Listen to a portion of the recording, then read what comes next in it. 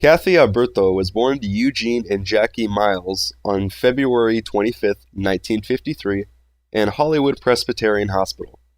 After moving around some, her and her family settled in a home in La Puente, California, where she lived until she was 19. After graduating high school in 1971, she found a job in Monrovia, California as a receptionist. That same year, she met her husband, Rafael Alberto, an immigrant from Nicaragua. They married on December 23, 1972. After having their first child, they moved to San Gabriel, California, where she was an apartment manager for 3 years. After having their second child, Rafael decided to get his resident visa.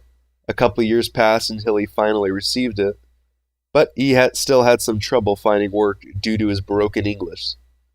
So he joined the U.S. Army. They received their first assignment in Fort Bragg, North Carolina. 7 years and 4 children later, Rafael was sent to Korea for 15 months. So the rest of the family moved to Parlier, California, where they stayed with Kathy's parents. Once Rafael returned, they were assigned to Fort Ord, California, a base by the ocean, Monterey County. Kathy got a job on base at Stilwell Hall, where she was, by herself, during the 1989 Loma Prieta earthquake.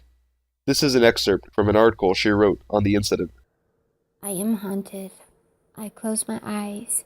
I see destruction of a magnificent symbol of 6 decades of soldiers and their families and friends. 14 years ago, I stood in awe as the strongest earthquake rocked the Central Coast and destroyed many structures that had stood for much longer and killed dozens of people in a horrific moment in time.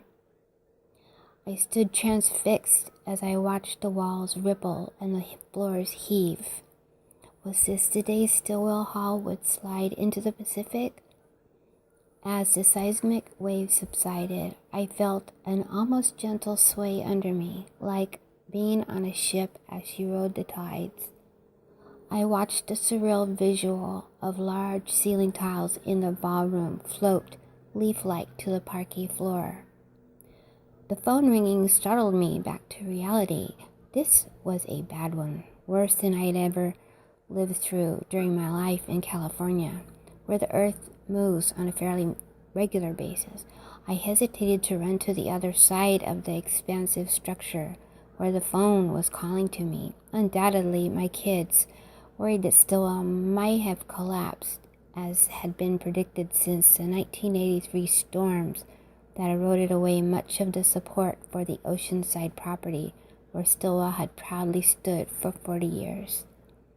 The mezzanine hung over some 100 feet that I would need to get through to answer that call, but I didn't want my children to worry, or worse, be trying to get help for themselves, being at home 2 miles away. I thought of aftershocks. Could the upper floor have weakened enough to collapse on me as I gingerly made my way through that pathway to the office, where the phone insisted that I answer?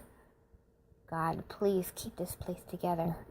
It seemed like a mile to that phone, but as I reached the office and grabbed the receiver, I felt a small shudder of relief as my supervisor's voice anxiously asked if I was still there, referring to the famous prediction of falling into the sea. Yes, we're still standing. Very little damage that I could see. But now, what do I do? Get out of there and go home to your kids. Yes, okay, thanks. See you soon. Well, then the phone rang again, before I had a chance to dial. Mommy, are you okay? We're scared. Everything fell down, but we're okay.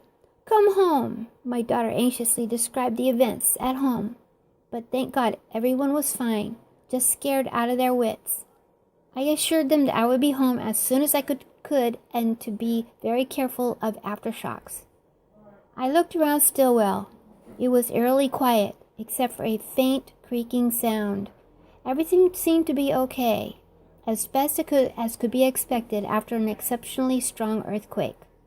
The huge chandelier was still swaying, and the building seemed to be settling down. Another ceiling tile hit the floor, and I jumped. But then, looking out towards the doors that faced the bay, I felt a peace around me and knew it was okay.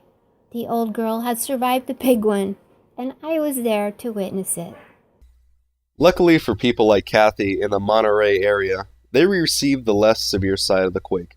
The Loma Prieta earthquake had a magnitude of 6.9, leaving 63 dead and 3,757 injured. The earthquake's epicenter was based in the Santa Cruz area, yet it was still felt strongly in the Oakland and San Francisco Bay areas. A majority of the deaths were caused by the collapsing of a section of the double-deck Nimitz Freeway in Oakland. The upper deck collapsed onto the lower deck, instantly crushing 41 people in their cars. Other casualties were caused by the collapsing of many other man-made structures and other related incidents. During this time, the 1989 World Series was in swing, with the San Francisco Giants against the Oakland A's in the Candlestick Park. With the two Bay Area teams there, 62,000 people were present, including many local residents, so fewer cars were filling the roads. This large presence at the game kept traffic less congested, so when the major transportation structures failed, there weren't as many people in harm's way. The overall damage of the earthquake cost $6 billion, yet it led to the preparation for future earthquakes, with the updating of structures to be able to sustain through potential disaster. Unfortunately, Stilwell Hall wasn't one of these structures, and the historic landmark was demolished in 2003. Kathy was devastated to discover this, as she had many wonderful memories that took place there.